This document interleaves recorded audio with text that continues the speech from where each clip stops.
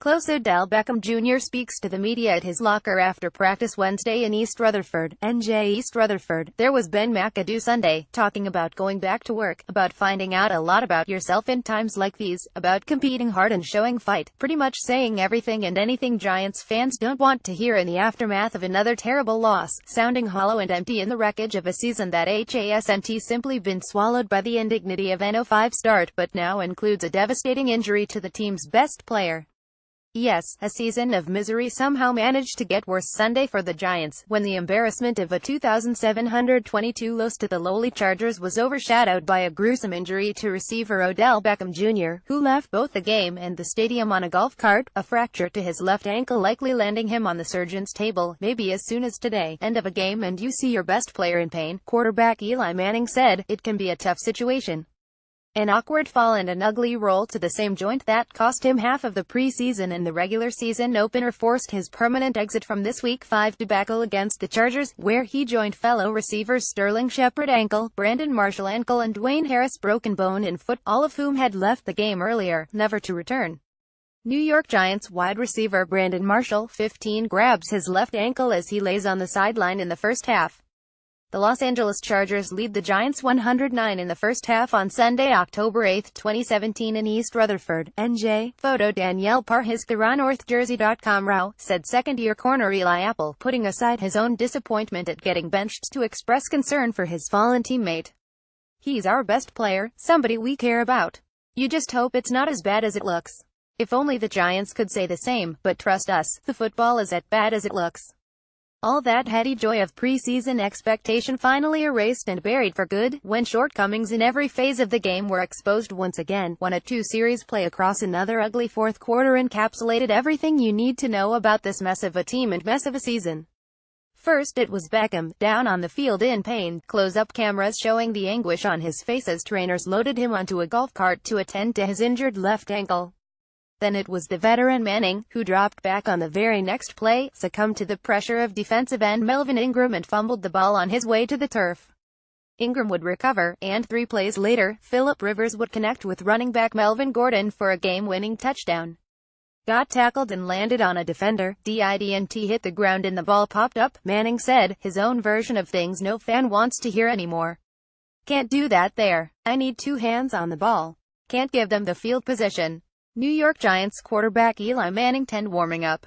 Los Angeles Chargers at New York Giants on Sunday, October 8, 2017 in East Rutherfor, NJ. Photo Danielle Parhizkar on NorthJersey.com. Touchdown Eli Manning 2 at @Lewis_ for 29 yards and Big Blue retakes the lead. Looks Nige on spreadbook.twitter.com. 066 I1CMH. New York Giants at Giants October 8, 2017. That the Giants would get one more chance to win the game would prove nothing more than a tease in a season full of them, merely setting a stage for one final indignity in the form of a Manning interception, the final meaningful play in the Chargers' first win of the season. Blame Manning. Blame injury. Blame a defense that couldn't yet again hold a fourth-quarter lead or get a key third down stop. Blame a coach for a team penalized 10 times for 67 yards, one that finally scored a first-quarter point on a safety and then an Orleans Darkwa run but couldn't use that lead to maintain any momentum. Close your ears when McAdoo starts his post-game comments with another tough ball game. Thought the guys went out and played hard. I thought they fought their tails off. We are immune at this point to his monotone hope for results over promises, knowing he is as much on the griddle to do what he tells his players to do, i.e. look in the mirror and learn a lot about yourself in times like these. Work for yourself, work for our teammates. Listen, I get paid to win, not merely compete, and right now, we're 0-5, he said. I'm my biggest critic. I look in the mirror, and I have to do a better job. The mood of this game felt set from the opening kick, and for the entirety of 4 ugly quarters, matched the gray, dreary backdrop set by the weather. Here it was at halftime, booze washing over the Giants like the raindrops threatening to spill from heavy clouds above. Blue jerseys and white pants clung to players like a second skin as they trudged to their locker room, down 1 point to their winless visitors, down 2 starting receivers at that point, as down in the dumps as any group in recent franchise memory. As they walked off the field after perhaps their worst quarter of football, and in this 0-5 season that's saying a lot, it didn't even feel like it mattered whether they won or lost. Would squeaking out a win against the similarly awful Chargers even erase all the things wrong with the Giants exposed this season, ever replace the frustration and despair of these dashed expectations with hope for something better? Turns out we'll never know, because the mistakes of this game were too much to overcome. The second quarter alone saw veteran Jason Pierre-Paul twice penalized for lining up in the neutral zone, saw Apple penalized for not getting set on a punt, saw a penalty for running into the punter by CAPI, and saw a BJ Goodson daily double of a 15-yard penalty for bumping an official and a clean beat by a running back on a touchdown catch. Not the formula for winning football. Just more misery. And the Giants have plenty of that.